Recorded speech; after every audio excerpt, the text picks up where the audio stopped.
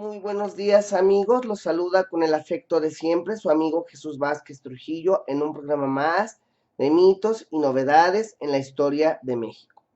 Hoy con el tema el telegrama Zimmerman. Quizás este telegrama no les diga mucho, pero la relevancia que tiene, la relevancia política que tiene este telegrama es muy grande, ya que gracias a la intercepción de este telegrama por parte de los Estados Unidos de América, este país entró a la Primera Guerra Mundial o la llamada Gran Guerra Europea en abril de 1917, recibiendo el término de Primera Guerra Mundial precisamente porque el país más poderoso del mundo, no perteneciente al continente europeo, entró a esta guerra que hasta 1917 se había mantenido neutral a la misma. Pero creo que como siempre es justo y necesario revisar algunos antecedentes históricos para poder entender el contexto al que nos estamos refiriendo.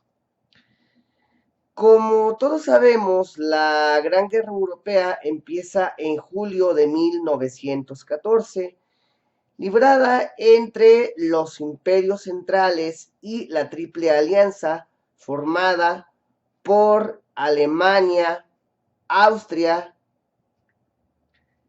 y Rusia. Mientras que los imperios centrales eran Gran Bretaña, Francia e Italia. Sin embargo, aunque era un conflicto de dimensiones globales, Estados Unidos siempre se quiso mantener neutral, como lo pedía el presidente Thomas Woodrow Wilson, tanto en su primer mandato como en su segundo mandato, ya que ese era uno de los postulados de su campaña reeleccionista, mantener a Estados Unidos libre de la conflagración europea. Sin embargo, no solo los Estados Unidos deseaban mantenerse neutrales, entre comillas, y ahora explicaré por qué, sino también los países combatientes, sobre todo Alemania, deseaba que Estados Unidos se mantuviera neutral en la guerra europea para que no pudiera apoyar a Francia e Inglaterra, que constituían el bloque de los países aliados. Sin embargo, a pesar de que ambos querían mantenerse fuera de la guerra, Estados Unidos apoyaba con armas y dinero a los países aliados, por lo cual la neutralidad solo era de palabra, ya que activamente los Estados Unidos estaban muy involucrados en la guerra. Y Alemania quería que Estados Unidos se mantuviera neutral, pero provocaron el hundimiento del buque Lusitania en 1915, en el cual murieron varios pasajeros de origen estadounidense. Bueno, una forma para mantener neutral a Estados Unidos en la Gran Guerra Europea era provocarle un conflicto con su vecino del sur, es decir, con México. Inicialmente se había pensado en involucrar a Estados Unidos o provocarle una guerra civil en su territorio continental, pero eso no era posible, ya que hacía apenas medio siglo, de 1861 a 1865, la Unión Americana había tenido su propia guerra civil, la llamada Guerra de Secesión, entre los estados unionistas y los estados secesionistas del sur. Por lo tanto, ese camino no era viable. Así que lo que procedía era declararle una guerra con su vecino del sur. Como ya lo hemos señalado en otros videos, Victoriano Huerta sale del país el 14 de julio de 1914, justamente el mismo día en que estalla la Gran Guerra Europea, pretextando el asesinato del archiduque Francisco Fernando de Habsburgo, heredero del trono al Imperio Austrohúngaro.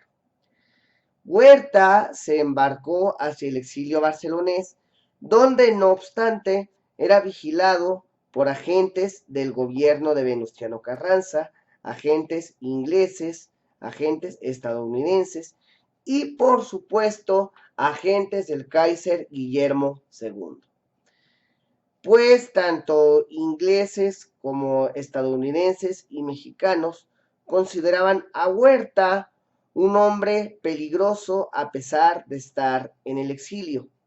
Como recordamos, agentes del Kaiser lo visitaron en Barcelona, le ofrecieron dinero para regresar a México, derrocar a Venustiano Carranza y acto seguido declararle la guerra a la Unión Americana para que este país no pudiera enviar tropas al frente europeo y las distrajera matando mexicanos.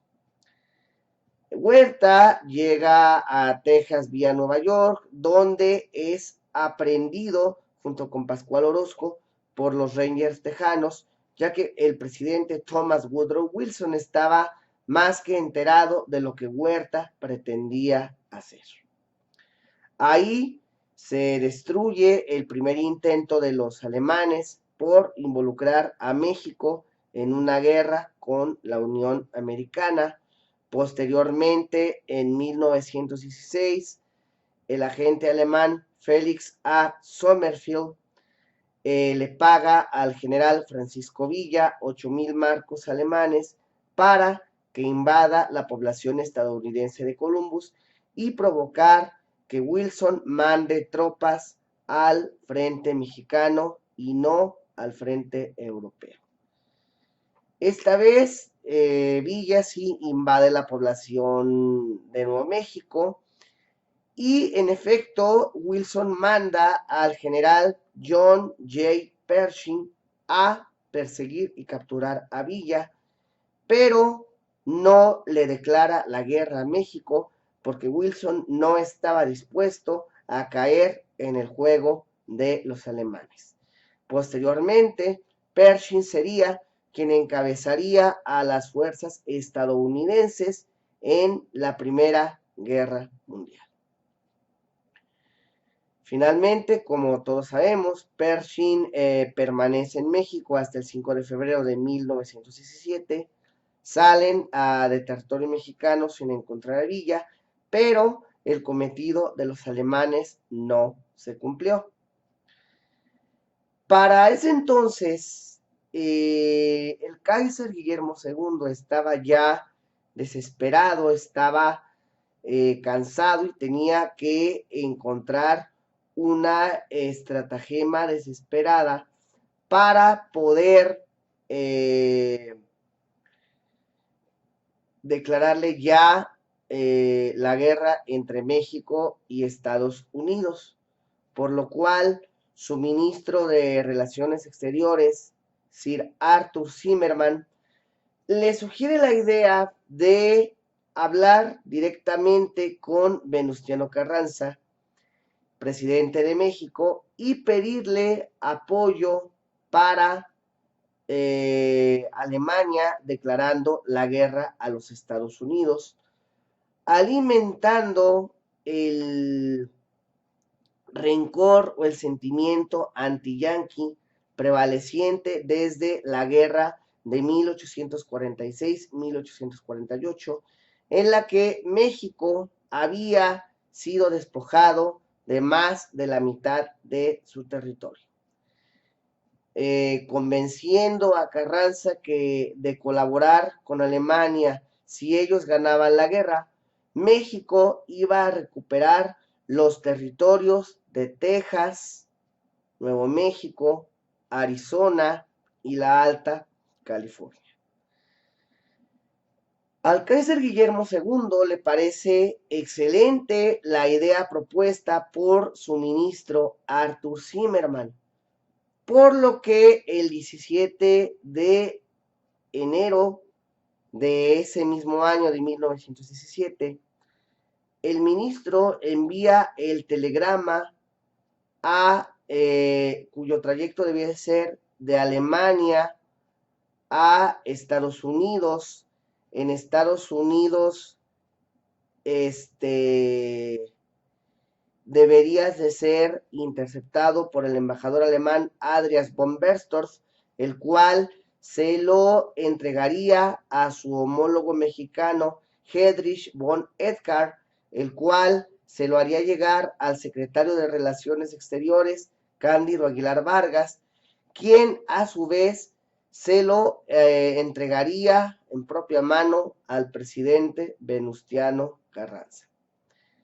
Desafortunadamente, el telegrama fue interceptado por los criptógrafos ingleses, quienes logran descubrir con horror los planes o las pretensiones de Alemania hacia los Estados Unidos.